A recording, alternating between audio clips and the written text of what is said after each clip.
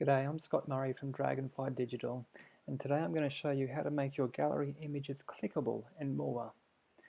As you can see, I've already added these images to my gallery, and all of them have the recommended 1500 pixels in width to maintain clarity on any screen size. You'll see here, even though they're rectangular in shape, when I upload them, 1500 pixels by 1000 pixels high, they will display as square shapes to keep the gallery uniform. So keep that in mind with your editing to make sure things like this one over here on the right, you've got the boat pretty much in the center of your image.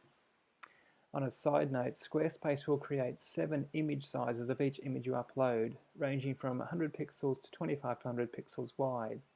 So Squarespace's built-in responsive design can pick the appropriate image size based on the visitor's screen.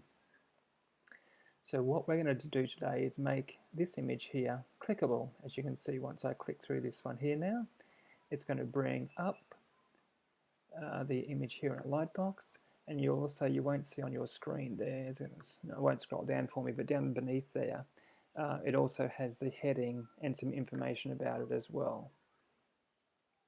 Okay, let's get into it. So in the back end, we tap onto the page editor, scroll down, go into our gallery edit button here. From here, we can upload different media if we need to here. I've already uploaded the media to save time here. Our first button here is about our settings. So we're going to duck on through that, put in our title, put in a description, and then just beneath that, which won't scroll down for me unfortunately, is a click-through URL, which we're going to have that clicking through to our About page on here just for our demonstration purposes. And we click on Save to save that. One of the things I love about Squarespace as well is the image editor. So we can pop in here, you can see my image here. I can change everything, the brightness and the contrast.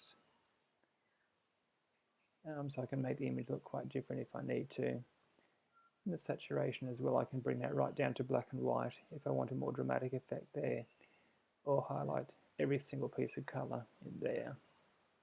But I actually like it how it is, and I don't want to change it, so I'm going to cancel out of that there. So we've added all of our images, we've edited our images in the settings, added our click-through design here. With the design tab here, I've chosen the grid image here. And you can also actually change the aspect ratio here. I've chosen the square one because I like that.